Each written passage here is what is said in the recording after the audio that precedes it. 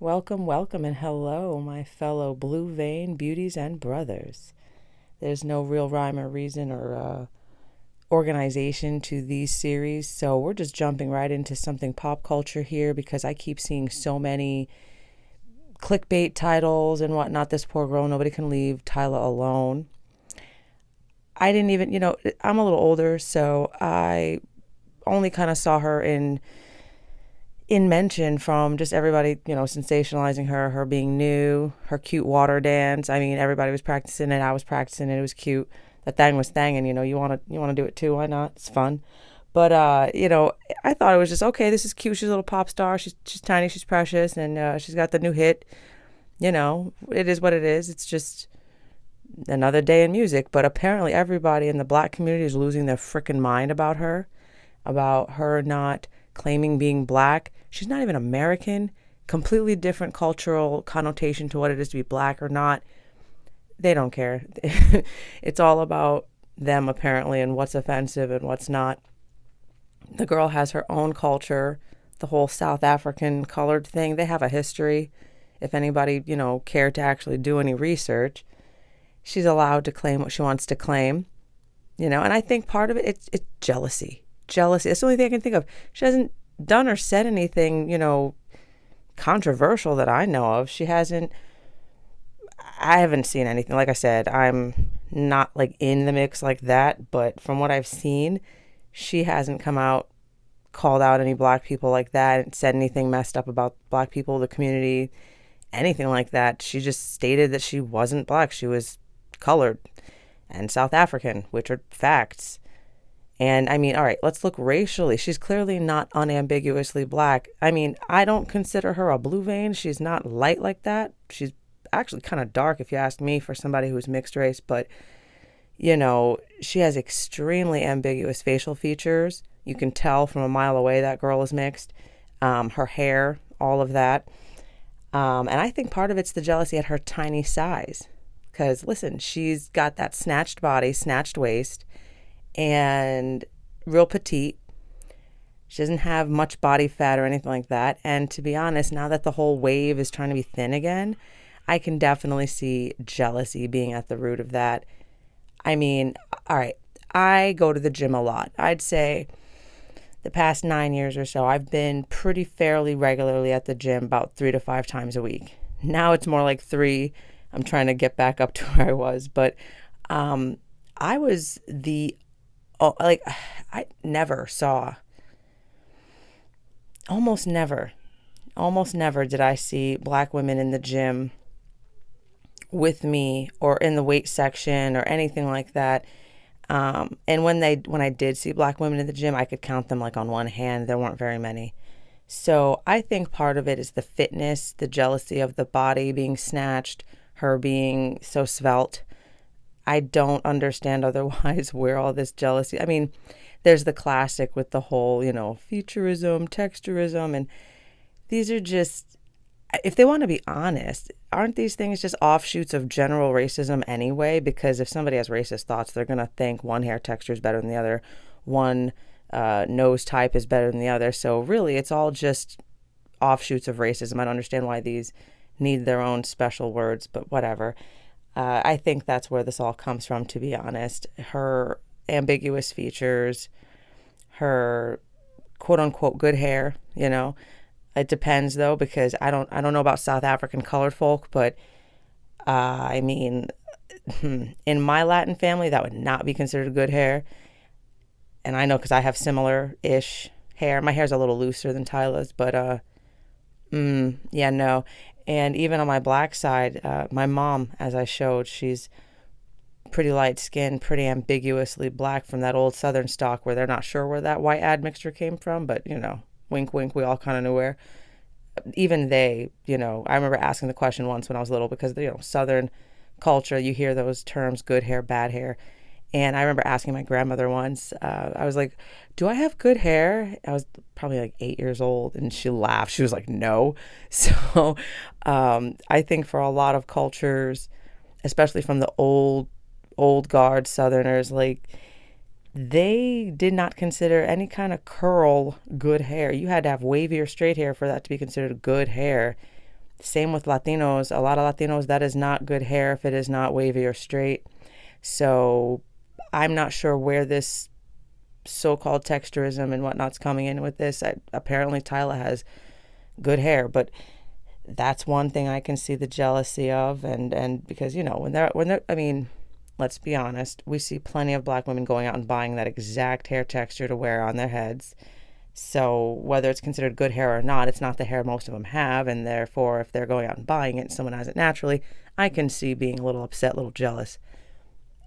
That not my particular personality, that's just not how I roll, but I have seen plenty of reasons as to how women get jealous over other women's traits, features, and do you, I guess, but I don't see the point. It's wasted energy, instead of bringing down Tyla or attempting to or attacking her personality or her viewpoints. It's just get on SoundCloud and start making music like her. See if you can beat her at her own game. I don't know. That's what I would be doing if I were that age and could compete in that sphere of music. Instead of complaining online, I would be out there trying to do my own thing and see if I can be famous. Like, why am I going to be bothered making all these silly comparisons?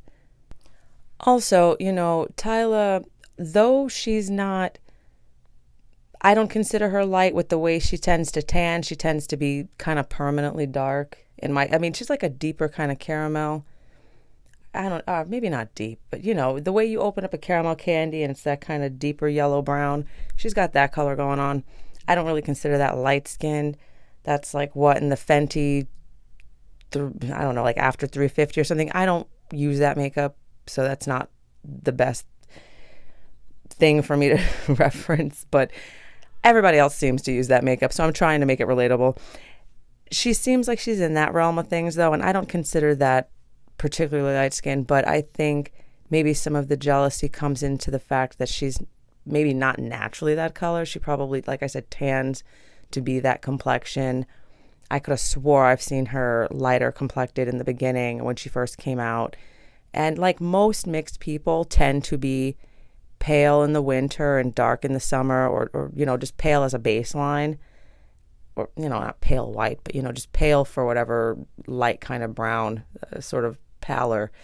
We tend to have that going on as a baseline and in the winter, and then in the summer or whenever we hit a tanning bed, boom, the melanin will pop. So I think maybe some of the jealousy might come in there, not having to be dark as a baseline, being able to opt in and out of it.